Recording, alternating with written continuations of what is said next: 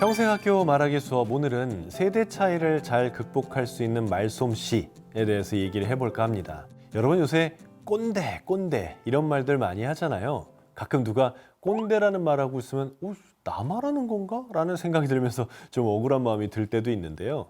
그런데 말하기에 있어서 꼰대란 어떤 사람일까요? 자기 말만 하는 사람, 자기 말만 길게 하는 사람, 남의 말을 듣지 않는 사람, 이런 사람을 대표적으로 꼰대라고 할 수 있을 거고요. 또 하나는 다른 사람이 말하는 모든 거를 자기 기준으로 평가하는 사람, 이런 사람도 아마 꼰대라고 할 수 있을 겁니다. 사실 어느 정도 이해는 됩니다. 사람은 누구나 그렇게 된다고 해요. 자기가 그동안 쭉 살아온 방식에서 자기가 매일매일을 성공했던 그런 방식들이 있잖아요. 그러면 그 방식들이 절대적으로 옳다고 생각을 하는 거죠. 그래서 누군가가 그 방식과 다른 방식의 어떤 걸 하고 있다면 그거를 틀렸다라고 생각을 하게 됩니다. 근데 이렇게 틀렸다라고 생각을 하는 자체가 꼰대라는 거죠. 만약에 꼰대가 아니라면 다른 방식으로 하는 사람을 보면서 그런 방식으로도 할 수 있구나. 내 방식과 비교하면 뭐 이러이러한 점은 내가 낫고 이러이러한 점은 그 방식이 낫겠네 라고 조금은 객관적으로 파악할 수 있어야 아마 여러분은 꼰대라는 소리를 듣지 않을 수 있을 겁니다. 세대 간의 불통인 대화, 아마 이 꼰대라고 생각하는 것도 또 어느 정도는 꼰대 같은 행동을 하는 것도 다 이 세대 간의 불통이 되는 이유일 겁니다. 그런데 이렇게 불통인 대화, 과연 행복할까요? 내가 내 자식 세대와 혹은 나의 부모님 세대와 즐거운 대화를 할 수도 있지 않습니까? 얼마든지.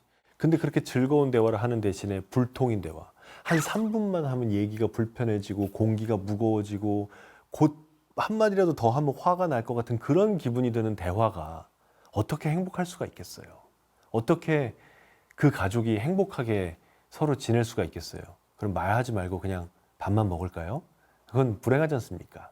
그러니까 좀 더 소통이 되고 세대 간의 대화가 될 수 있으면 참 좋을 텐데 제가 오늘 거기에 중요한 팁을 하나 드리겠습니다. 저는 요새 유튜브를 하고 있어요. 프리한 삼촌이라는 채널을 하고 있는데 이 채널을 처음 열 때와 지금 저의 생각은 참 많이 다릅니다. 왜냐하면 이걸 찍다 보니 저는 이제 저의 가장 절친한 친구의 큰딸, 이제 저한테는 조카 같은 아이인데 그 아이랑 같이 촬영을 하고 있는데 그러다 보니까 제가 진짜 배우는 게 많아요. 요즘 20대들은 이렇게 생각하는구나. 요즘 20대들은 이런 책을 보는구나. 요즘 20대들은 이런 대화를 하면서 이런 것들에 대한 고민을 하는구나. 라는 거를 많이 듣습니다. 근데 그렇게 듣다 보면요. 어떤 거는 참 제 생각엔 별 쓸데없는 고민을 다 한다라는 생각이 들 때가 있어요. 근데 이거를 제가 제 조카에게 야, 별 쓸데없는 고민을 다 한다. 야, 아유, 나 이러면 대화가 될까요? 그럼 그 조카는 저랑 얘기를 하고 싶을까요? 하지만 저는 최대한 그거를 노력을 합니다. 그런 것도 고민이야? 아, 그래. 일단은 들어주려고 하는 거죠. 일단은 그 고민 자체를 받아들이고 인정하려고 그렇게 하려고 합니다. 근데 또 얘기를 듣다 보면요. 어떤 고민들은 지금 제가 하는 고민들하고 유사한 것도 있어요. 그러니까 지난번에는 뭐 한 친구가 이런 얘기를 하더라고요. 공부를 잘해서 어느 학교에 진학을 했는데 그 친구의 부모님은 그 친구가 공부를 더 잘해서 더 좋은 다른 학교에 진학하길 원했대요. 그래서 그 친구한테 이미 재수한 친구인데 삼수하라고 권유를 한답니다. 근데 이 친구는 이미 재수하느라 힘들었고 그리고 지금 학교도 충분히 만족스러워서 안 하고 싶었대요. 근데 내가 이렇게 부모님의 말씀을 거역하고 그냥 이 학교를 다니는 게 맞는지 아니면 부모님의 말씀을 따라서 다시 삼수를 하고 다른 학교에 도전을 해보는 게 맞는지 고민된다라는 얘기를 하더라고요. 부모님이 자식한테 바라는 거, 원하는 게 있는 거, 그들의 미래에 대해서 혹은 자식들이 부모님께 내가 원하는 삶, 내가 원하는 나의 미래에 대해서 갈등을 일으키는 거, 정말 이런 거는 사실 요새 제 주변 친구들한테도 있는 얘기거든요. 그래서 이 고민은 정말 세대를 뛰어넘어서 어떤 세대에나 존재하는 고민이구나. 그런 생각을 한 적도 있습니다. 그래서 그런 얘기들을 하면서 조금 더 많이 대화하고 조금 더 20대들의 삶의 행복이나 그들의 고민이나 이런 걸 알기 위해서 저는 계속 물어보고 들어보려고 노력을 하고 있습니다. 내가 미리 지레 짐작해서 얘는 이럴 것이다 라고 판단하는, 그걸 하지 않으려고 노력해야 됩니다. 그래야 진짜 소통이 잘 되는 것 같더라고요. 여러분, 꼰대가 되지 않기 위해서 중요한 것 중에 하나가요, 여러분들 혹시 어떤 여러분보다 어린 세대들, 만약에 여러분들이 뭐 한 이사나 상무, 전무 이런 분들이라면 뭐 한 팀장들이나 과장 대리들이 움직이는 걸 보면서, 조카들이 뭐 하는 걸 보면서 한심하고 어설퍼 보이고, 저게 아닌데, 저렇게 하면 안 되는데, 이렇게 해야 되는데, 이런 생각 들 때 많죠. 근데 거기서 야야 일로 와봐, 그렇게 하면 안 돼, 이렇게 해야 돼 라고 말할 때, 그때 그들의 표정 혹시 보셨나요? 아마 꼰대를 보는 표정으로 변했을 겁니다. 이게 참 어려운 부분이에요. 내가 언제 뭐 꼰대질 하려고 했나요? 나는 잘못한 방식으로 해서 그들이 시간 낭비하는 게 가여웠던 거잖아요. 안타까웠던 거고. 그래서 그런 시간 낭비하지 말라고, 내가 도와주겠다고, 시간 낭비 안 하고 바로 잘할 수 있는 효율적인 방법을 내가 알려주겠다고, 그런 마음으로 말하고 있는 거잖아요. 근데 그렇게 안 받아들인다니까요. 여러분, 대학교에서 교수님들 강의 귀담아 듣는 사람이 얼마나 많이 있습니까? 사실 절반도 잘 없지 않습니까? 나머지는 자고 있거나 아니면 뭐 휴강하고, 자체 휴강하고 딴 데 가 있거나, 그러다 시험 때만 어떻게 족보를 구해서 열심히 공부해서 시험 보고, 이게 보통의 대학생들의 태도죠. 그런데 왜 꼭 그런 것만 잘못됐다고 얘기를 하시나요?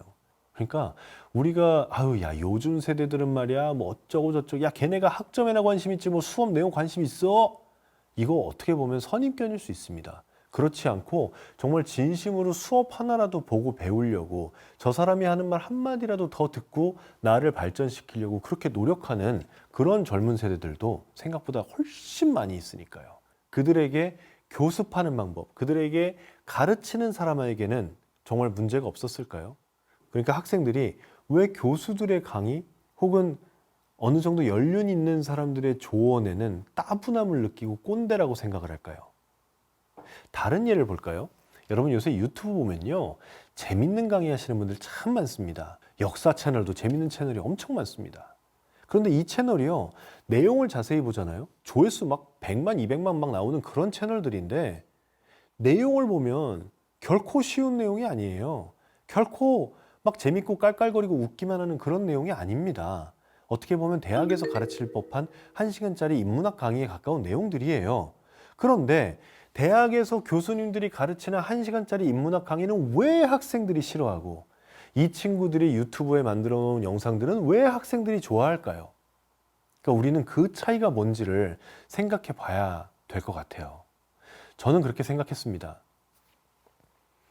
이 재밌는 영상들을 보잖아요. 그 영상들에 저는 댓글을 보는 걸 되게 좋아하는데, 댓글 보다 보면 이런 댓글 꼭 있습니다. 와, 이렇게 보니까 역사가 너무 재밌네요. 제가 진작 이렇게 알았으면 역사 시험 훨씬 잘 봤을 텐데. 이런 식으로요. 와, 이렇게 보니까 유럽 중세 확 이해됩니다. 아우, 진작 알았으면 좋았을 걸. 이런 식으로 댓글 다는 사람이 참 많습니다. 도대체 그들은 뭘 다르게 했길래 이들의 얘기를 들으면서는 이해도 잘 되고 심지어 재밌었을까요? 그 이유는 이 차이가 있습니다.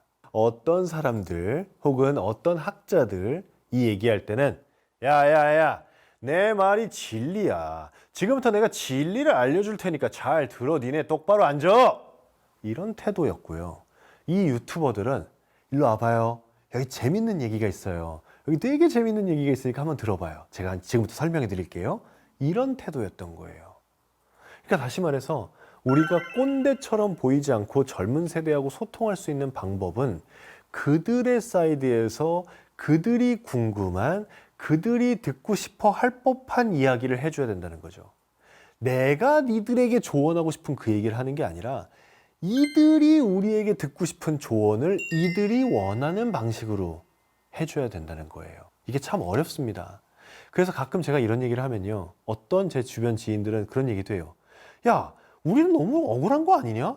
우리는 우리 윗세대들한테 꼰대질이랑 꼰대질은 다 당했는데, 아니 나는 내가 당한 거에 반에 반도 안 하는데 이거 가지고도 꼰대질이라고 나를 뭐라고 한다니까? 그럼 나는 너무 억울하잖아.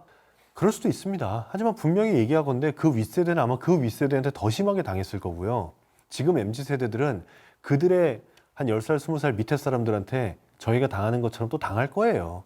그냥 삶은 다 그렇게 지나가는 것 같아요. 뭐 오죽하면 뭐 로마 시대에도 그런 말이 있었다면서요. 요즘 애들은 버릇이 없다. 2000년 전 사람들한테도 그런 말이 있었다니. 요즘 뭐 그냥 이렇게 흘러가는 게 당연하다고 생각이 됩니다. 그러니 여러분, 꼰대라는 소리를 듣고 싶지 않다면 조금은 그들의 사이드에서 그들이 원하는 거, 그들이 궁금해하는 거, 또 그 와중에서도 그들이 듣고 싶어하는 그 이야기를, 그 여러분의 경험을, 그 방면의 여러분의 지혜를 나눠주시기 바랍니다. 자, 오늘은 세대 차이 극복하는 말하기에 대해서 얘기를 해봤습니다. 어떻게 젊은 세대들의 분위기를 조금이나마 이해하는 그런 시간이 되셨습니까? 꼰대가 되지 않는 말하기의 핵심은 상대방의 입장에서 먼저 생각해 보는 것이었습니다. 여러분 기억해 주세요.